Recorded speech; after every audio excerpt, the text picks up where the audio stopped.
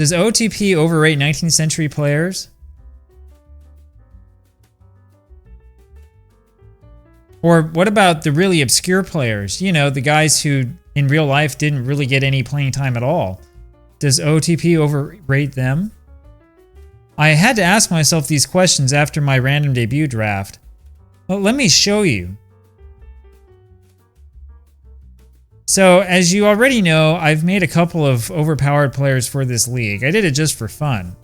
So, in addition to Sadaharu O, I created Nagashima Shigeo. He was a teammate of O's on the Yomiuri Giants, and many Japanese baseball fans apparently consider him to be the superior player. And I sort of accidentally on purpose made him a little bit stronger than I probably should have. I also imported Satchel Paige, and we're talking about the real Satchel Paige, not the one who starts at age 48. Fortunately, I didn't have to modify him at all. He came out very strong. I also created Josh Gibson, though I had to heavily edit Gibson to make sure that he was good enough. There are still problems with importing him in OOTP that I don't understand. But look at some of the other names here on this list. George Van Haltren, for example. Now, I know who he is, but that's because I've studied baseball from 1900 to 1901. He played from 1887 to 1903. Now, he was good, but was he really better than Albert Bell?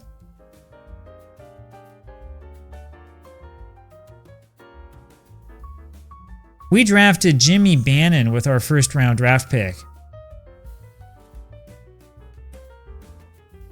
I wanted to get Nagashima, but I made a mistake while I was drafting, and unfortunately in the world of OOTP, once you've done what you've done, you can't undo it. Bannon played for St. Louis and Boston from 1893 to 1896. Now, when you talk about offense, he had a 105 OPS plus. Remember, 100 is more or less like average. Was that really good enough for him to be drafted so high? Is there something about his defense I'm overlooking, or maybe his age? I'm really puzzled here. I mean, OOTP apparently thinks he's going to be one of the greatest players of all time. And the big question is, are we going to regret that pick?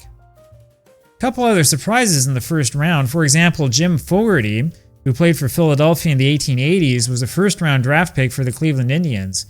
Now, his career OPS plus was only 98, and that was in an era of huge offense. How about Billy Earl, a catcher who played in the late 1880s and through the 1890s? He was a first-round draft pick for the St. Louis Cardinals. I mean, you look at him, at least you can see signs of a relatively good offensive career.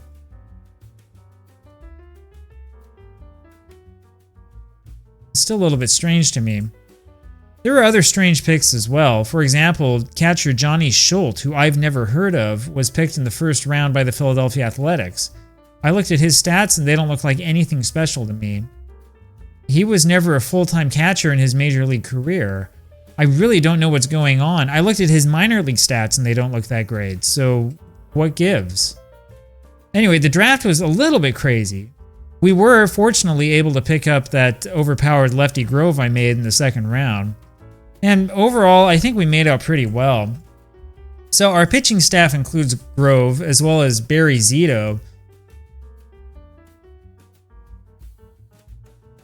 Zito was kind of a mistake. We drafted him at age 33, but I wanted to give him the full career, so I went and changed him and put him back to his rookie year. So we kind of got away with one there. There was also Kaneda Masachi, who was one of the most famous pitchers in Japanese history.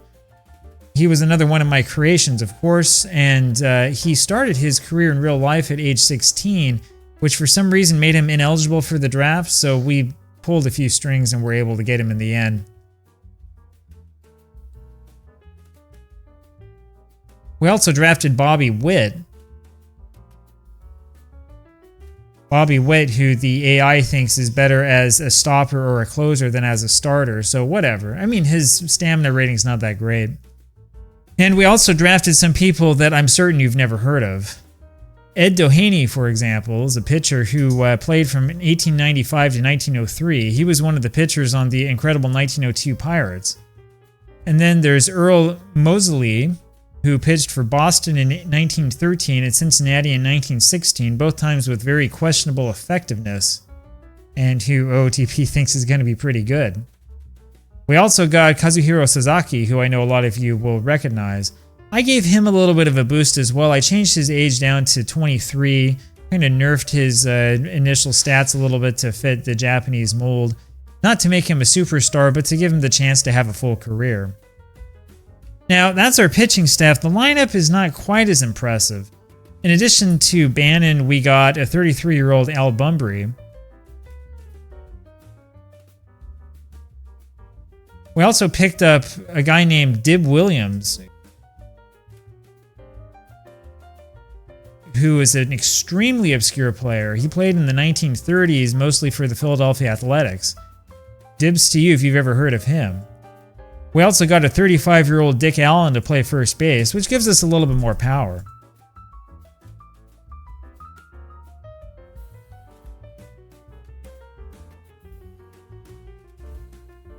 Now, the most obscure player that we drafted was a Sandlot pitcher named Earl Huckleberry.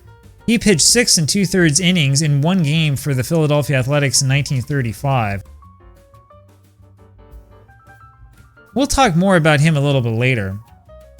Our team looks okay overall. In the prediction, they think that we're going to finish 4th place in the 8-team league, which I suppose is a nice start.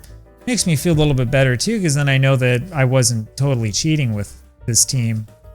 But the question still remains about these obscure players and the 19th century guys. I mean, the point you have to understand about random debut is to put a bunch of guys together and have fun. That's one of the reasons why we want talent change randomness jacked way up, and we want to have a whole bunch of random things happen through the development engine. We're not playing this to develop players through the minor league and do OOTP that way. We just want to get a whole bunch of baseball guys in together, sort of see what happens when they play against each other, and see if there's anything ridiculous that takes place or anything really surprising. And as you've guessed, this is also an engine for us to get to know about some of the more obscure players in the history of American baseball and in the history of other leagues that we don't necessarily pay so much attention to. And maybe also to learn more about the 19th century. I mean, as far as the 19th century is concerned, and as far as these really obscure players like Huckleberry are concerned, I mean, we'll see how they turn out. It's part of the fun of this, right? Because a guy who pitched one game in real life might be able to be a starter for you, pitch like 30, 40 games maybe a year, and pitch for a long time. Is that really realistic? I don't know, but it's fun.